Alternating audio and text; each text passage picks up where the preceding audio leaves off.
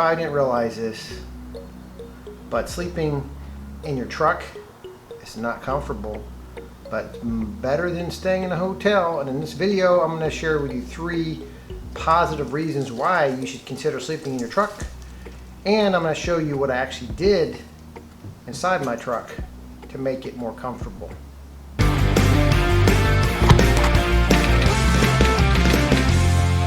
Hi, I'm David with Nomadic RV Living. This channel is about getting out of the rat race to pursue freedom, simplicity, and fun. Before we get started on the 3 tips, I want to say that there's a bonus tip at the end. It's very easy and inexpensive, so stay around till the end. Also, you're going to get the pleasure in this video to experience suburban lifestyle with airplanes flying over, dogs barking, birds chirping, people driving down the alley. Oh, the joys of trying to make a video with all this background noise, but it is what it is. Now, the first tip is convenience. How can sleeping in your truck be more convenient than sleeping in a hotel, you might ask? Well, let me explain. If you plan to stay in a hotel and you're driving there and you get delayed for whatever reason, then you're forced to drive, maybe tired. You might get your hotel really late, but you've made that reservation, so by God, you're going to get to your damn hotel regardless what time it is, even though it might not be safe. Staying in the truck, you can stop wherever you want to. Also, example of convenience for me, when I was coming back from my trip, these towns that I was going through were small towns that they had hotels, but they're what you would call maybe roach motels. And fortunately, on my trip back, there was a rest stop at one spot, and then an hour later there was another rest stop. 30 minutes later there was a Walmart parking lot I could stay in, and then 30 minutes south of there was another rest stop. So I had a bunch of options. Now, I stayed at the rest stop I planned to, but by not having a hotel, knowing that I'm going to sleep in my truck, I could stop at any of those rest areas or even a truck stop. So it's a lot more convenient than being forced to have to get your destination. Now, the second tip is obvious: saving money. Okay, I admit I'm a cheapskate. Now, I can't afford a private jet, but I can afford a new truck, good quality beer, I buy pasture-raised eggs, but you know, I saved about $200. Now, the third tip is something you might not think about, but if you have practiced sleeping inside your truck or your car or van, whatever you have, if you practice that, then in a rare situation where you get that phone call from a relative or a friend and it's an emergency situation and you got to go, you don't have time to plan to stay in a hotel, plan to go where you're going to stay. You just get in your freaking car and go. Well, if you've already kind of got your setup, you already kind of know what it's like, you can just go and drive till you're tired. Now, let me show you what I did on the inside of the truck. All the items that I've used for this truck I repurposed from my SUV. I used to have a 4Runner, I slept in that, but I just basically used all the same materials and kind of show you how I adapted those for this particular vehicle. Let's go. Now, the first tip I'm going to show you, these are great. I've used these before on my SUV, and what they are is it's a wooden, inside this curtain is a wooden dowel rod you can get from Home Depot or Lowe's or probably pretty much any hardware stores, and they're different sizes. They're usually about 3 feet long, but there's some are bigger than others, some are round, so you can kind of get the dowel that fits your needs. And I had these old curtains, and I had a staple gun. I stapled the curtain to the dowel rod, so this way the dowel won't slide out. And then these curtains are way too long, and you could cut them and sew them if you wanted to, but what I did was I just folded them in half and used a regular paper stapler to make them shorter. Now, it doesn't look very good, but who cares? And before I show you how I actually use these, I'm going to show you how I store them. And I store them right here I store them right along the inside of the well by the passenger side and the driver's side door. I don't keep these here all the time, but I have them in my garage. I have them ready to go, so if I need to leave, I just slide them in here. I know how to use them. So, speaking of how to use them, each vehicle is a little different. I'll show you on the driver's side, completely different. But these clamps you can buy, same thing. And inside here is a grab handle bar. Reach around here and you attach the dowel rod to your grab handle.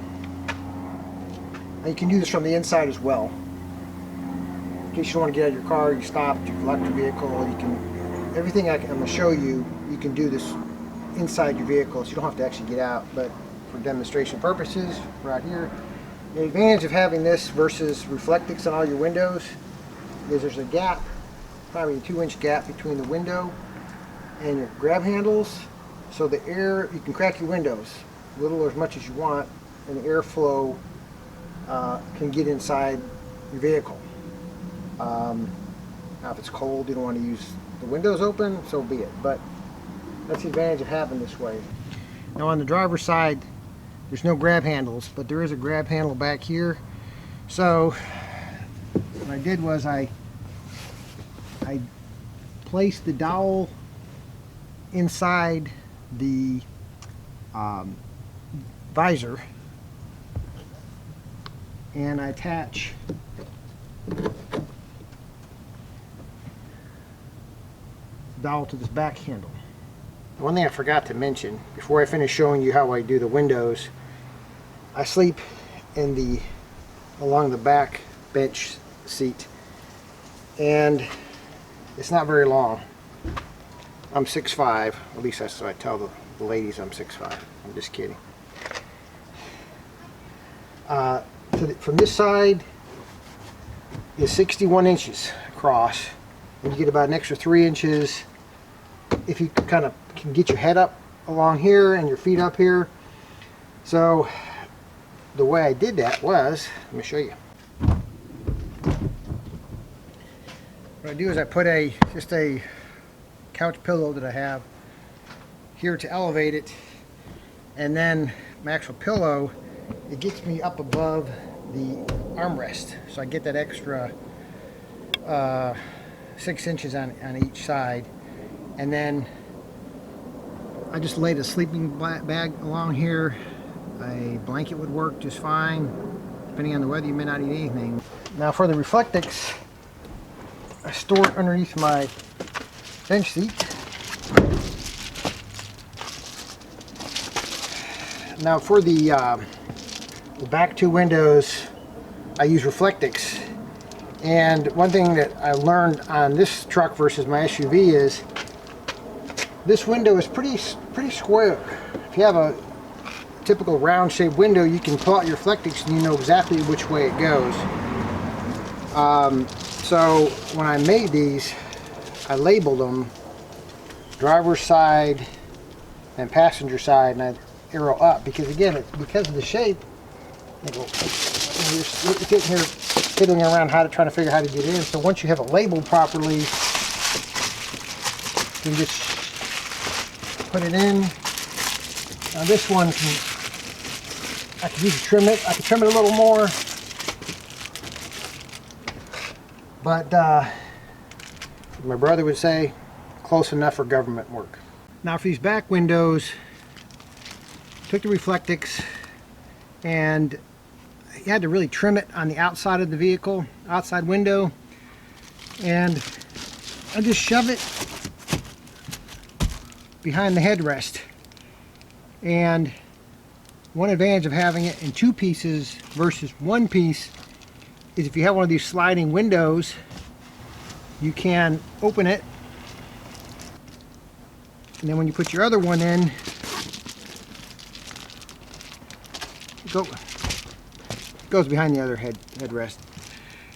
With the sliding window, you can crack it open, allow air, and I was amazed at how much air you actually get through that. Now for the front window, I use the standard windshield cover.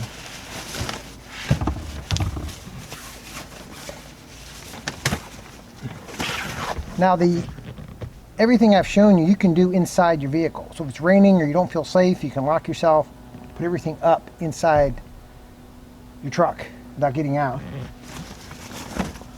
Now this particular one is too small. I need to get a bigger one, or actually you can use the accordion style ones that are made out of Reflectix that covers the whole window. The disadvantage of this particular windshade, now it's great for reflecting the sun coming in, but it does allow light in when you're trying to sleep, which leads me to the bonus tip. Now to make your stay as pleasant as possible in your hotel, in your truck, this makes it worthwhile. These are inexpensive, blocks out the light, get your earplugs in, and you're ready to go to sleep.